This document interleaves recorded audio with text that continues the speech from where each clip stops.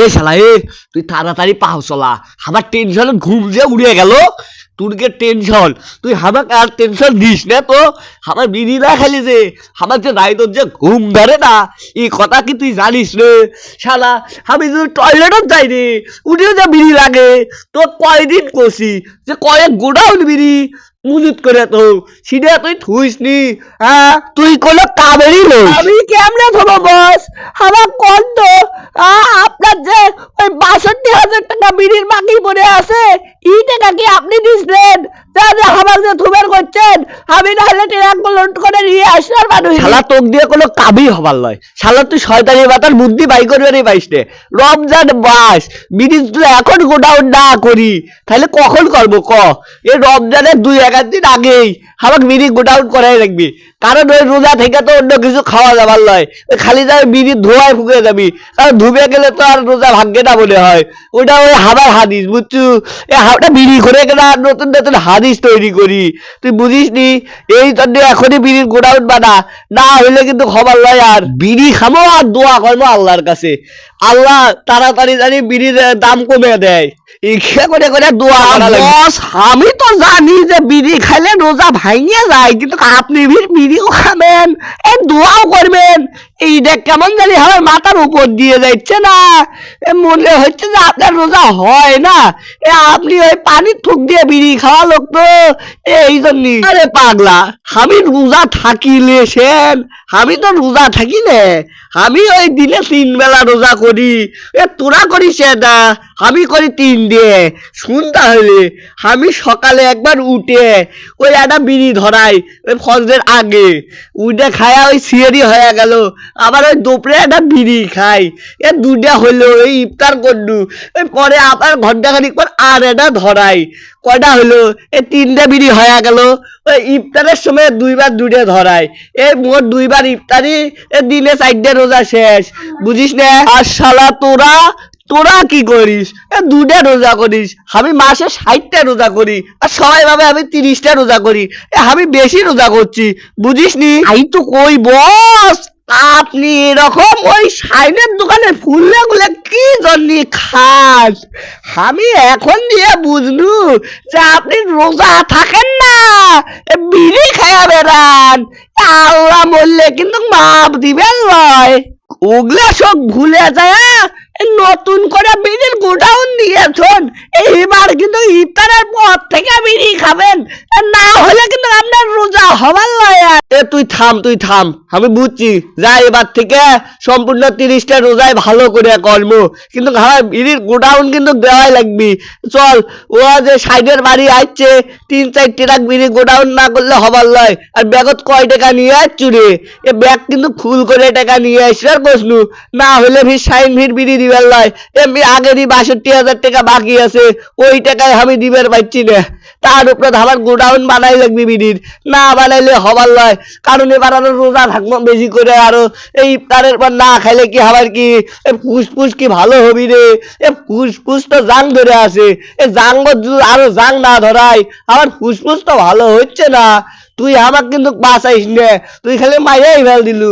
আমার গোডাউন বিড়ি এনে দিবু, তাক তুই দিস নে কে? তুই তাই এরকম বিড়ি এনে দিবু, আমি খালি ফুকুত ফুকুত করে খালি টাইনে আকাশের ধুমে উড়ে দেবো। বস, আপনার ধুমে উড়ে দেখলে তো আমার ভয় লাগে। ও যে এর বাড়ি আসছে, সাইনের বাড়ি, কি আপনি ঢুকবেন নাকি আমি একলাই ঢুকে যা বিড়ি দিয়ে আসবো? আমি তো বুঝতেছি না। এ শালা, তুই ভালো বিড়ি বুঝবু রে? তুই ভালো বিড়ি কি বুঝিস? শুন, যা ঢোক, ডাক দে, সাইনক ডাক দে, ডাক দিয়ে বাই করে দে। ৩ ট্রাক বিড়ি করা লাগবে, লোড করা লাগবে। তাড়াতাড়ি সাইনক ডাক দে, কারণ রোজার মাস আর ২-৩টে দিনে আছে রোজা আসতে আসতে। যদি এই সময় বিড়ি না নিয়ে যায়, যদি গোডাউন না করি, পরে রমজান মাসত মানুষ কবি যে ও দেখ রমজান মাস বোঝে না, বিড়ি নিয়ে আসতিছে। তুই তাড়াতাড়ি কাম কর, সাইনক ক বিড়ির গোডাউন বাই করবেন, না বাই করলে কিন্তু তোর বেতন কাটবো এ মাসের। তুই তাড়াতাড়ি ডাক দে, এক্ষুনি ডাক দিয়ে বাই কর। তা বস, আমি না হলে ডাক দিচ্ছি, কিন্তু সাইন ভাই যদি পেন্টি নিয়ে বাড়ায় তখন আর ঠেক দিবি কে? আমার তো ঠেক দেওয়ার বুদ্ধি নাই, কারণ আমার ব্যাগ ভর্তি টাকা, ওই যদি টাকাগুলো কাটে নেয় তখন আমি কি করবো?